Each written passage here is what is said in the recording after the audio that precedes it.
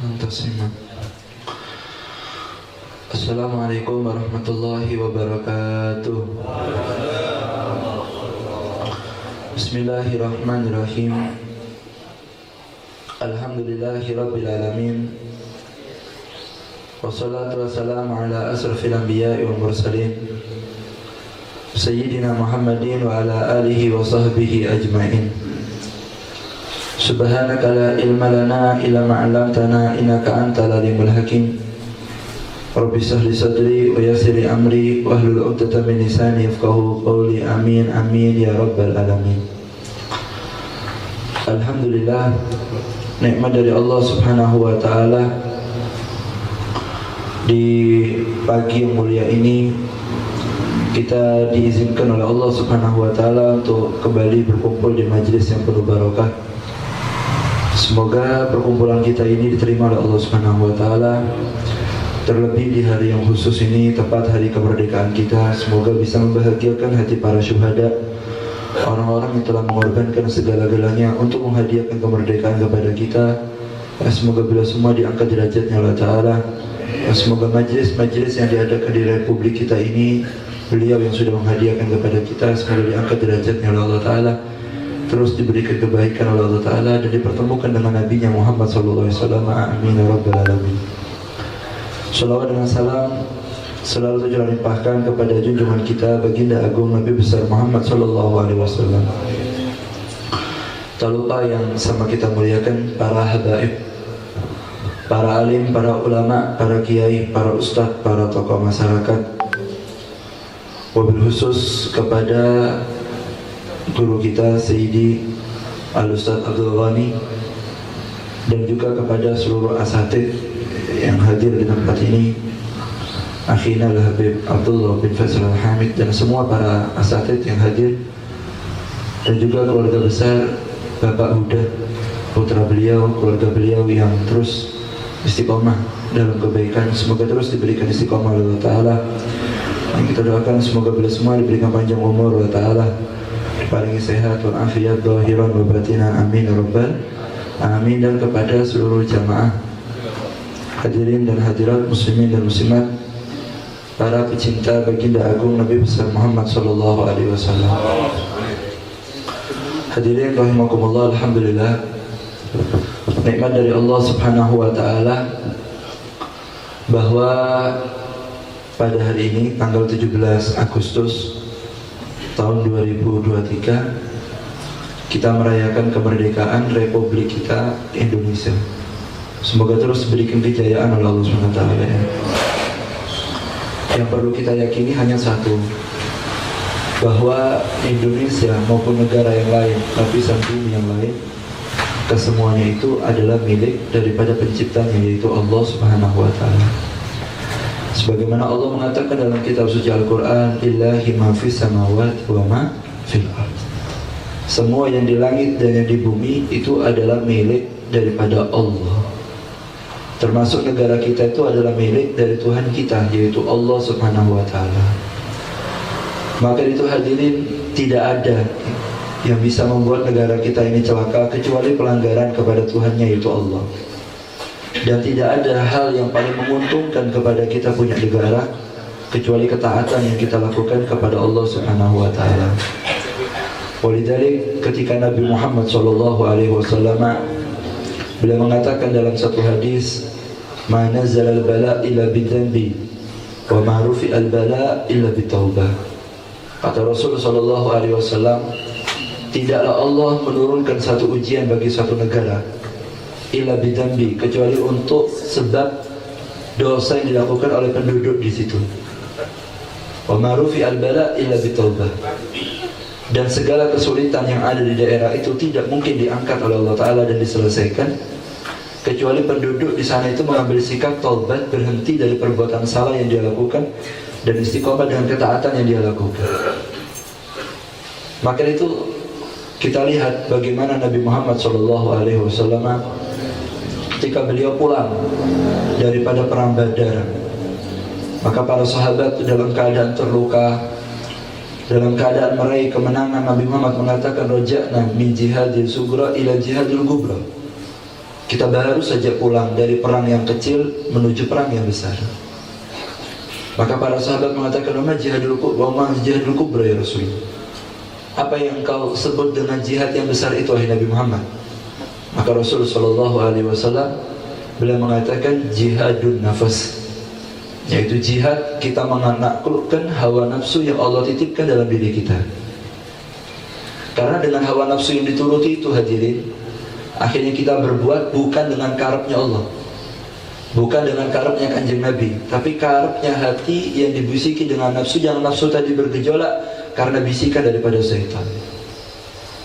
Maka Nabi Muhammad SAW bila mengatakan dalam hadisnya, la yu'minu ahadukum hatta takuna hawaka taba'an lima ji'tu bih. Kata Rasul SAW, kalian tidak akan pernah dinyatakan beriman dengan sempurna sampai hawa nafsumu mengikuti ajaran yang aku bawa, kata Rasul SAW. Ketika kita hawa nafsu ini tidak diarahkan untuk mengikuti Nabi Muhammad, kita mau seenaknya sendiri, tidak mau diatur sama Kanjeng Nabi, maka hawa nafsu yang diikuti inilah yang menyebabkan kita melakukan mukhalafah kepada Rasulullah, dan mukhalafah yang kita lakukan merugikan diri kita dan daerah kita, dan itulah penyebab Allah turunkan kesengsaraan kepada negara kita. Dan itu kabar dan sistem yang disampaikan oleh Nabi Muhammad SAW. Sampai dalam riwayat yang lain, baginda agung Nabi besar Muhammad SAW beliau mengatakan dalam hadisnya, ada aduwika nafsuka alladhi baina janbaik, kata Rasul, musuhmu yang terbesar, penjajahan yang selama ini selalu meranda kita yang paling besar, yaitu nafsuka, hawa nafsu kamu, alladhi baina janbaik, yang ada dalam dirimu. Itu penjajahan yang paling jelas yang kita lihat dari penjajahan yang nampak, yang bunuh, yang menteror, menindas, merampas dan macam-macam. Itu hanya berapa persen dampak daripada nafsu yang kita ikuti. Allah munculkan itu musuh-musuh yang zahir karena kita mengikuti musuh batin yang selalu ini ada dalam diri kita. Perbuatan dosa yang kita lakukan membuat takaddar, membuat suasana menjadi tidak nyaman. Makanya Rasul ketika ditanya apa itu dosa, mayakhtiku sadr. Perbuatan dosa itu sesuatu yang membuat hati tidak enak. Dia akan dibuat hati tidak nyaman. Mungkin akan menyebabkan hal-hal yang tidak enak pada hatinya, termasuk kerusakan pada negara ini membuat hati tidak nyaman. Karena sebab apa? Orang yang daerah sana akan dibuat tidak enak hatinya, entah dengan cara apa itu, mungkin dengan musibah, atau dengan krisis mungkin, keuangan repot, atau regone larang kabeh, kayak winginane LPG moro-moro langkangan gitu. Mungkin yang dulu masih kecil-kecilnya turun itu penjajah. Walhasil akan muncul hal-hal yang mayuwaswisu sadr, hatinya dibuat tidak enak. Ini sebab dabat. Nah, itu karena sebab dosa yang kita lakukan, akhirnya diturunkan ujian itu oleh Allah Subhanahu wa taala, dan tidak ada yang bisa mengangkat itu semua kecuali kita kembali rujuk kepada Allah taala, mengakui kesalahan kita. Dengan itu kita akan diberikan kemenangan oleh Allah Subhanahu wa taala. Idza jaa nasrullahi wal fath wa ra'aitan nasa yadkhuluna fi dinillahi afwaja fasabbih bihamdi rabbika wastaghfir innahu kana tawwaba. Allah sudah mengatakan ketika datang kemenangan, kemerdekaan bagi satu republik seperti negara kita ini, dan telah datang pertolongan dari Allah SWT, dan kita menyaksikan ternyata manusia banyak berbondong-bondong memeluk lagi agama Allah Ta'ala, jaga nikmat itu dengan apa? Fasabbih, kumandangkan tasbih, kumandangkan nama Allah, wastaghfir, dan ampun, minta ampun semua. Karena nikmat yang sudah Allah kasih ini bisa dicabut karena perbuatan salah yang kita lakukan. Allah yang bilang di Al-Quran, astaghfir, minta maaf. Innahu kana tawwab, innahu kana innallaha kana tawwabar rahim. Karena Allah itu maha menerima taubat dan maha penyayang. Allah itu menerima taubat dari seorang hamba. Maka dari itu hadirin, melalui semangat Republik 17 Agustus ini, banyak sekali kita dengarkan wejangan-wejangan permasalahan Agustus. Dan di pagi ini diantaranya solusi kita menjaga daripada nikmat yang Allah berikan kemerdekaan ini. Monggo kita lawan itu hawa nafsu yang Allah berikan dalam diri kita. Memang sengaja diberi sebagai untuk ujian, bukan untuk dihilangkan, karena nafsu tidak bisa hilang. tapi yang ada adalah dididik supaya nafsu tadi itu meningkat, yang asalnya jelek meningkat menjadi baik. Dengan nafsu yang baik itulah maka kita akan dipanggil Allah Ta'ala, sebagaimana saat kita wafat kita akan mendengarkan suara ya ayyatuhan nafsul mutmainnah irji'i ila rabbiki radiyatan mardiyah fadkhuli fi ibadi wadkhuli jannati. Dengan nafsu yang dididik, dipaksa untuk taat, dipaksa untuk ibadah, dipaksa menjauhi maksiat, dia sabar ngopeni nafsunya, dia akan tiba masanya dia akan dibuat sama Allah Ta'ala tidak kepingin lagi berbuat dosa, dan akan dibuat enak untuk beribadah, dia akan mutmain, tenang hatinya. Nah, nafsu yang sepertinya akan dipanggil Allah Ta'ala untuk kemana? Irji'i ila rabbik, kembali kepada Tuhan kamu, yaitu Allah Subhanahu Wa Ta'ala. Allahumma shalli ala Muhammad. Begitu hadirin jamaah pengajian Kamis subuh rahimakumullah. Mari kita monggo melalui semangat Republik ini kita boleh mengumandangkan kemerdekaan, kita bersuka cita karena itu nikmat dari Allah Ta'ala. Dengan sisi lain, tapi ingat nafsu yang Allah titipkan dalam diri itu dididik. Karena jangan-jangan gara perbuatan dosa yang kita lakukan itu yang merubah suasana jadi tidak enak. Siapa saja yang melakukan perbuatan dosa di Republik negara kita tercinta Nusantara Indonesia ini, siapa saja orangnya, mau habib, mau kiai, mau rakyat, mau pejabat, mau orang miskin, orang kaya, mau berpendidikan atau tidak berpendidikan, mau tinggal di kota atau di kampung atau di desa atau di pelosok, di mana saja, tengah laut, pinggir laut, atas gunung, bawah gunung, di mana saja posisinya, selama masih dalam pangkuan daripada Nusantara, dia melakukan perbuatan dosa, berarti dia sudah andil untuk mengundang bala dan musibah dari Allah Subhanahu Wa Ta'ala untuk negara kita. Semoga diberikan selamat Subhanahu Wa Ta'ala. Coba kita lihat bagaimana perbuatan dosa tadi berpengaruh Pak sama daerah kita ini, berpengaruh. Dahulu bagaimana ketika terjadi peperangan atau pembunuhan antara Qabil dengan Habil, terbunuh saudaranya. Pertanyaannya, dari mana Nabi Adam alaihi salam tahu bahwa Qabil dan Habil ini saling bunuh, atau lebih tepatnya saudaranya terbunuh, satunya yang membunuh? Sinten sing mateni, Qabil apa Habil? Menanggapi, Qabil apa Habil? Qabil itu si mateni apa sing dipateni? Sing dipateni Qabil, sing mateni sapa? Habil. Iya ta? Iki gak lulus iki ujian sekolah ini. Qabil sing mateni, Habil ya yang dipateni kan gitu lah. Sing ngarep-ngarep iku mbok ngantuk tak kendi. Sampe gak takon di tes ben sampe menjadi opo ya minimal iki lama ngantuk. 17 Agustus ngantuk sampe. Harus mangat iki bendera merah putih dikibarkan seluruh Banyuwangi. Allahumma shalli ala Muhammad. Ini Qabil versus Habil, Pak. Habil terbunuh, Qabil membunuh. Selesai terbunuh, pertanyaannya Habib, dari mana Nabi Adam tahu yang posisinya waktu itu Nabi Adam tidak ada di lokasi? Itu dijelaskan dalam kitab Tafsir Shawi. Karena waktu itu Nabi Adam melihat Pak, pepohonan yang ada di sekitar Nabi Adam itu keluar duri. Dulu pohonnya ada berduri, tiba-tiba keluar duri. Setelah itu buah-buah yang ada di tempat itu bosok. Jadi waktu darah daripada manusia pertama ini tumpah ke bumi, diserap sama bumi, pengaruh sama daerahnya. Pohon-pohon tadi itu langsung berduri, buah-buah yang sudah matang jadi bosok waktu itu.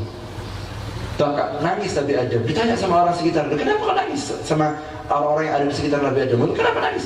Berarti sekarang ini ada anak saya yang berbuat dosa. Kenapa ini? Kondisi alam berubah karena perbuatan dosa. Karena perbuatan dosa yang dilakukan itu pengaruh sama daerahnya. Ternyata diteliti temenan, Qabil dengan Habil sudah terjadi tragedi pembunuhan. Artinya apa? Dari cerita yang Allah ceritakan dalam Al-Quran, ini Al-Quran nih, yang dawu ini Al-Quran. Ketika Allah menceritakan itu, ngasih pelajaran bahwa perbuatan yang kita lakukan di kamar mungkin, atau dalam rumah yang kita pikir cuma kita saja yang melakukan, tidak ya ikhwan. Ternyata dampak sama kita punya daerah dan merugikan yang lainnya. Dan itu yang dikhawatirkan oleh Nabi Muhammad SAW. Itu monggo yuk kita jaga kemenangan Republik kita ini. Dulu syuhada sudah berjuang, sekarang kita berjuang juga. Waduh berjuang. Berjuangnya apa? Mengalahkan nafsu yang Allah titipkan dalam diri kita. Ketaatan yang kita lakukan manfaat.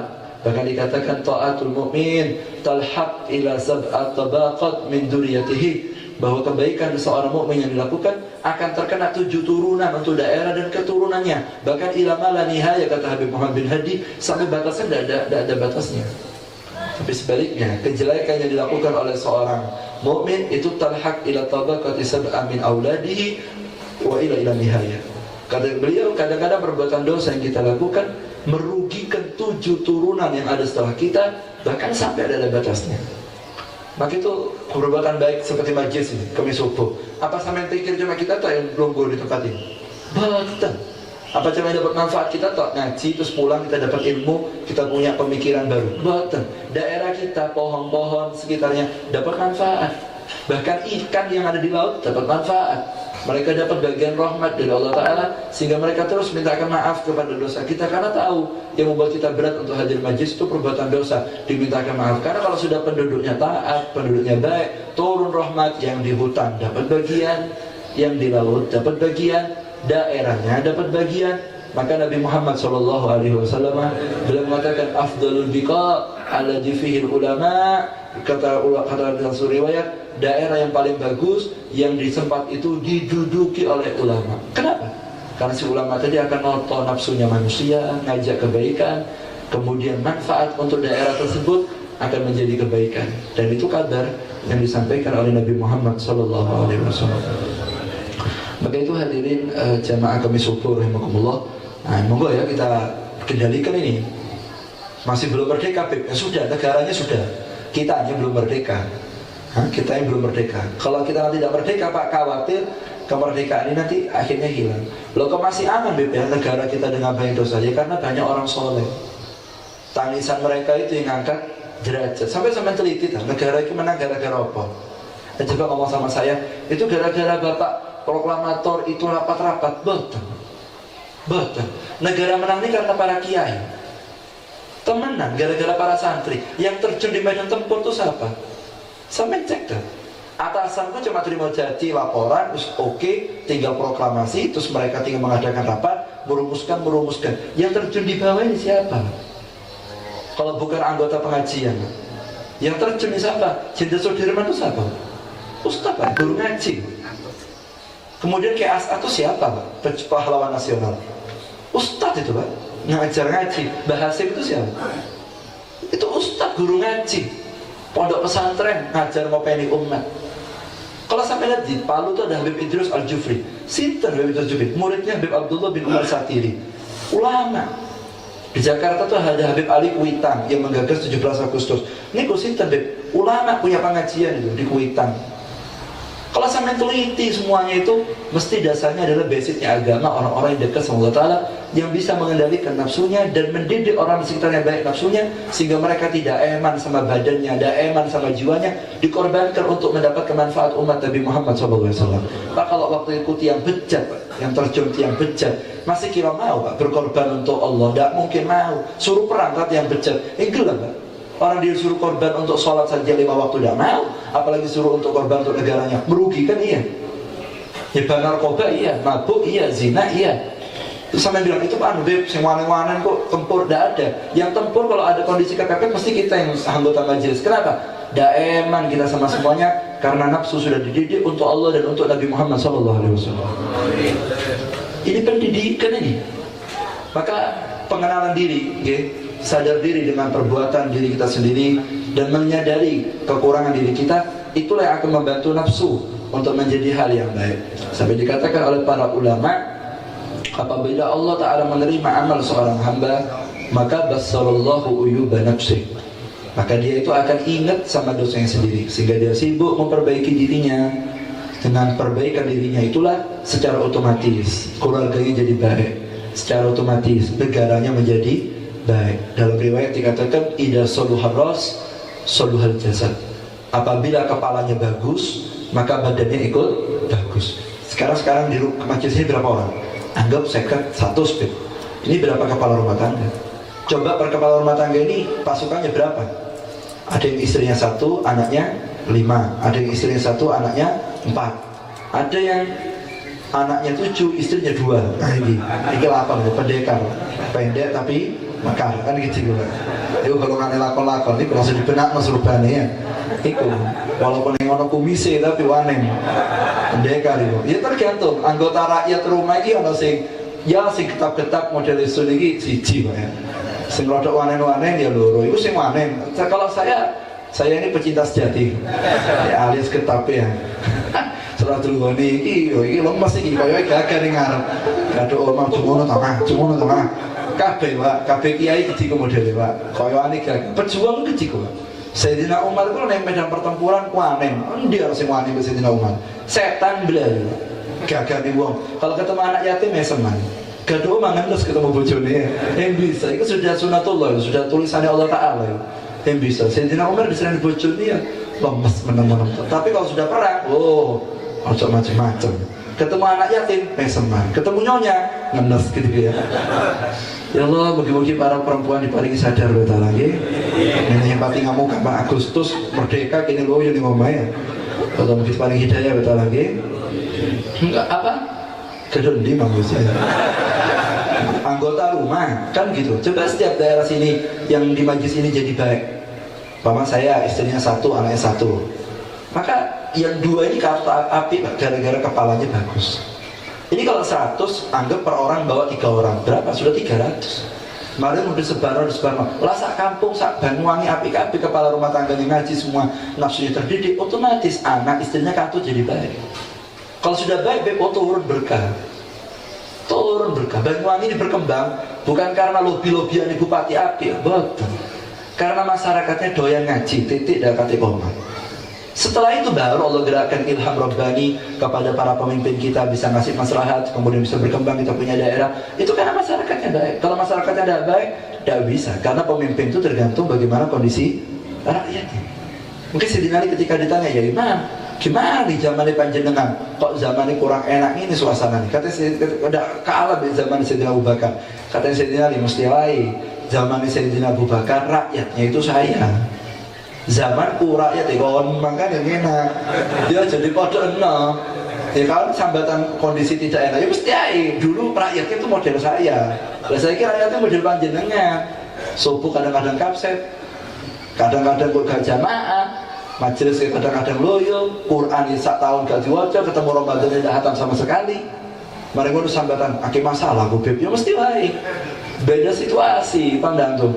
Ketika kepala tadi bagus, maka kondisinya akan menjadi bagus. Maka itu kenali diri kita, lawan kita punya nafsu, sehingga kebaikan yang kita lakukan akan dianugerahkan kebaikan untuk daerah kita dan wilayah kita dan negara kita tercinta Indonesia. Semoga dosa kita dimaafkan oleh Allah.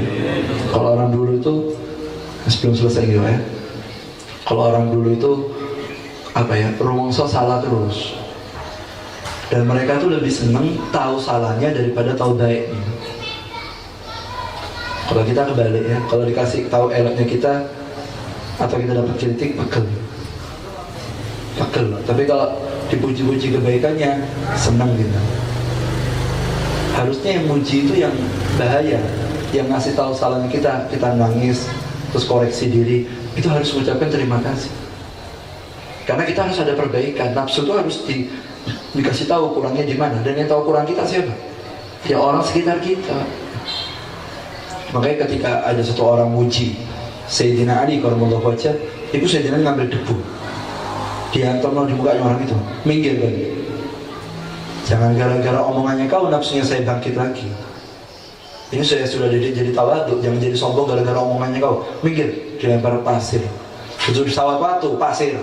Minggir. Artinya beliau nyawat pasir kan tidak ngefek Pak. Artinya bentuk beliau tidak setuju digitukan.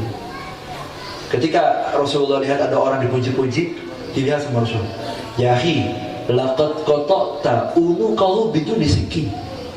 Kau sudah potong lehernya tanpa pakai pisau. Artinya apa? Kau sudah bunuh dia tanpa kau sadari.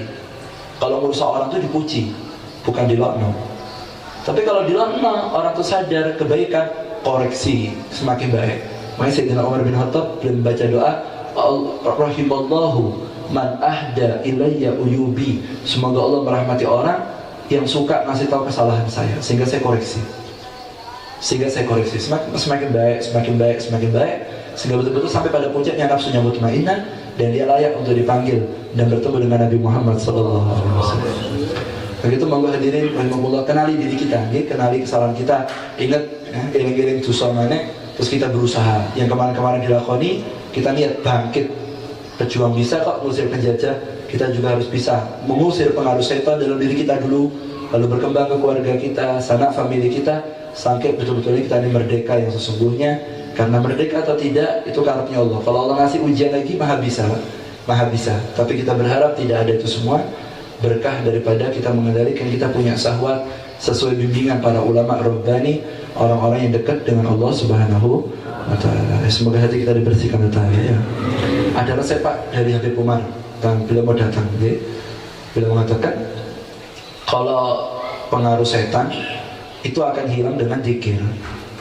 Tapi kalau pengaruhnya nafsu tidak bisa hilang kecuali dengan ingat mati. Tidak bisa. Kalau sampai tidak ingat mati, tetapi orang itu tetap ngawur. Kalau setan dibacakan wirid hilang. Tapi kalau pengaruh nafsu ini yang buat kita ngawur tidak bisa. Kecuali kita menggunakan ingat mati. Coba kita dulu di rumah merenung. Lagi saya mau mati. Bapak ibu sudah ada. Dulu ada di kamar tidur, saya ke kuburan. Direnungi. Lama-lama renungan itu tadi sambil kita datang ziarah kubur atau sambil kita lihat mukanya orang yang orang itu selalu ingat mati. Nah itu mukanya aulia salihin yang kita pandang wajahnya tadi itu akhirnya menjadi keberkahan. Berkat bimbingan mereka, didikan mereka, maka mereka lah para guru, para ustadz, asatid, ulama, guru yang ada di sekolahan, guru yang ada di masyarakat, guru yang ada di majelis. Mereka lah para pejuang kita yang tanpa jasa dan tanpa pangkat mereka terus berjuang. Kenapa? Memperbaiki keadaan kita. Karena baiknya kita akan menjaga keutuhan negara kita. Dan itulah didikan dari Nabi Muhammad SAW. Rijalun kiramun addamu haqqa rabbihim wa qamu bihi fi halatil yusri wal usri. Aqamu kitaballahi wastamsaku bihi wa bisunnatil gharra'i wal anjumi zuhuri khudatul wara. Tuba li abdin ra'ahumu wa jalasahum walau marratan fil umri. Kata Habib Abdul Haddad, rijalun, mereka lah para pejuang, mereka lah para ulama solihin yang didik kita Pak, sabar. Ngopeni kita ini sabar. Kita buat dosa diiring ngomongnya, gak salah dicumokno. Sabar. Guru-guru kita ini sabar. Rijalun kiramun, mereka lah orang yang mulia. Addamu haqqa rabbihim, mereka mengagungkan hak-hak Allah. Kemudian wagamahu fi halatil yusri wal usri, dan mereka istiqomah mau kondisi repot, jembar, sempit, tetap mereka mengagungkan hak Allah Subhanahu wa taala. Kemudian dikatakan aqamu kitaballahi wastamsaku bihi, mereka menghidupkan kembali nilai-nilai Al-Qur'an dan berpegang teguh dengan ajaran Sayyidina Muhammad. Wa bisunnatil gharra'i wal anjumi zuhuri, mereka menghidupkan kembali sunnah Sayyidina Muhammad sallallahu alaihi wasallam. Dihidupkan itu semua sunnah, dihidupkan ajaran agama. Karena kita tahu semua para pejuang, semua para proklamator, semua para pejabat, rakyat, jelata, semua saja tetap di akhirat akan cari manusia yang namanya Muhammad sallallahu alaihi wasallam. Sinten dia yang wis pangkati tetap di akhirat carinya Rasulullah. Maka mereka lah orang-orang yang perjuangkan umat, bukan hanya memerdekakan daerahnya, tapi memerdekakan dirinya dari hawa nafsu sehingga menjadikan daerahnya aman. Mereka lah orang-orang yang menghidupkan kembali sunnah Sayyidina Muhammad. Lalu dikatakan oleh Habib Abdul Haddad di akhir bait, hudatul warah. Mereka lah lambang ketenangan. Mereka lah lambang petunjuk bagi manusia. Mereka lah, adanya mereka itulah negara tadi akan diberikan keselamatan. Allah Ta'ala buktikan kepada negara kita dengan munculnya manusia sekelas Kiai Khalil Bangkalan, dengan munculnya manusia sekelas Kiai Hasan Genggong, dengan munculnya manusia sekelas Kiai As'ad Samsul Arifin, munculnya manusia sekelas para ulama as-salihin, para habaib, para kiai yang mau disebut banyak Pak. Munculnya Imam Bonjol dan semua para ulama as-salihin, mereka lambang keterangan, lambang keselamatan, memperjuangkan daripada menghidupkan ajaran sehingga masyarakat bangkit menjadi baik, mengusir itu penjajah. Lalu Allah berikan ketenangan. Tuba li abdin ra'ahumu, beruntung kalau ada orang yang melihat wajah mereka. Pernah kenal dan pernah nengok wajahnya saja untung. Karena apa yang dilihat dari wajahnya orang soleh sekarang tidak berdampak. Tapi ketika wafat dia akan diparingi husnul khotimah karena pernah lihat mukanya orang yang dia di hatinya takut sama Allah Ta'ala. Walaupun dilakto, nanti ketika wafat akan diparingi husnul khotimah asal dengan cinta. Wajalasahum walau marratan fil umri, dan dia pernah duduk sama mereka walaupun satu kali seumur hidup. Satu kali tak seumur hidup, beruntung karena bimbingan mereka itu akan membekas. Karena orang yang ikhlas itu ketika bicara akan membekas di dalam hati. Mungkin sekarang ada perubahan, tapi akan tiba masanya kita akan dimerdekakan dari hawa nafsu. Kam min abdin taqumu magama hurin, berapa banyak yang budak lalu bangkit menjadi orang yang merdeka. Hur artinya merdeka. Merdeka seutuhnya, merdeka daerahnya, merdeka masyarakatnya, merdeka keluarganya, dan merdeka daerahnya. NKRI harga mati. Takbir, takbir, merdeka. Ya wis, Allahumma sholli ala Muhammad. Dengan beda Pak ya. Mari kita monggo kita jaga republik ini sesuai sistem yang dibuat Nabi Muhammad. Tetap Agustusan, monggo. Jenengan Agustusan monggo baca Quran, zikir, tahlil sampai menghidupkan kembali, menceritakan kembali perjuangan para pejuang.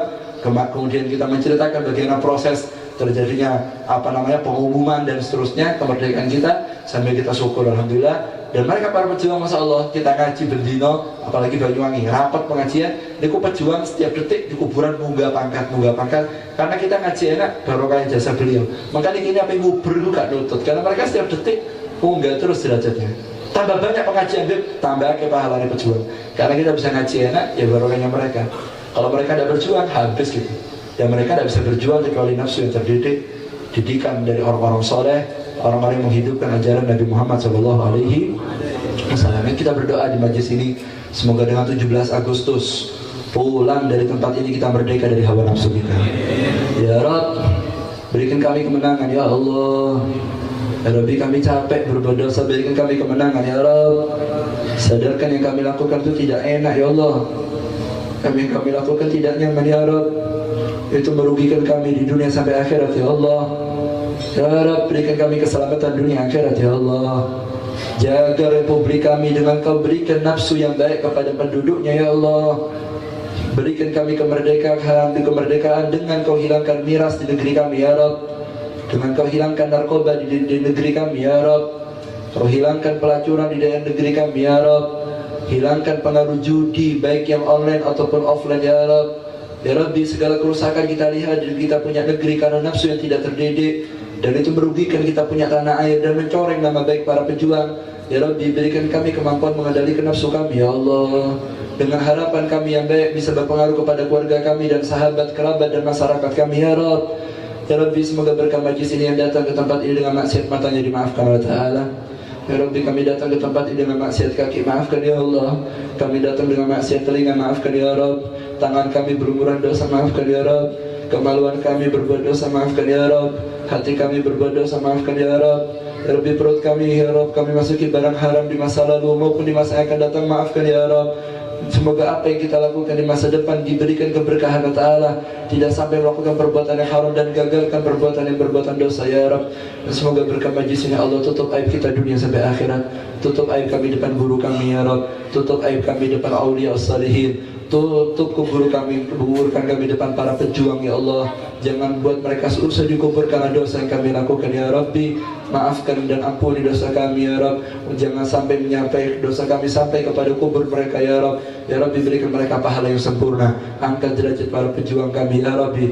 Berikan mereka kedudukan istimewa di depan Nabi Muhammad dan para wanitanya. Berikan kemuliaan dengan pertemuan dengan Siti Fatimah Zahra ya Rabbi, karena kami tahu itulah tujuan akhir kehidupan ini ya Rabb. Semoga kami menjadi generasi yang bisa terus memperjuangkan dari apa yang sudah diperjuangkan oleh generasi kami yang awal ya Rabb. Menjadi pengikut setia Nabi Muhammad SAW, sehingga kebaikan yang kami lakukan bermanfaat untuk kami punya negeri ya Rabb. Dan kita mohon kepada Allah Subhanahu Wa Taala, semoga pulang dari majlis ini kita dijadikan orang yang lebih saleh, dijadikan orang yang lebih baik ya Rabbi. Apabila kami akan meninggal dunia, izinkan kami wafat husnul khatimah ya, izinkan kami taubatun nasuha.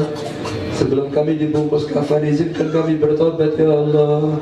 Jangan sampai masuk kubur kami bawa dosa satu pun ya Rabb. Izinkan guru kami hadir saat kami wafat ya Allah. Pandangan mereka yang kami harapkan ya Rabb. Pandangan awliya yang kami harapkan ya Rabb. Pandangan para solihin yang kami harapkan ya Rabb. Menjadikan sakaratul maut kami indah dengan kami menyaksikan wajah orang tua kami ya Allah, wajah guru kami ya Rabb, wajah Nabi Muhammad SAW. Memberikan keberkahan untuk kami semua ya Rabb. Dan semoga yang hadir di majlis ini, kita kumpul sekarang ada di Boyolali, insya Allah kumpul lagi di kubur di barzah di akhirat, sampai di surga dengan Nabi Muhammad SAW. Semoga kesemangatan HUT RI kita 17 Agustus melekat di majlis ini dalam hati kita, sehingga kita pulang membawa dampak kebaikan bagi daerah kita. Amin ya Rabbal Alamin. Wa ala kulli salihah. Al-Fatihah. Bismillahirrahmanirrahim. Ar-Rahmanirrahim.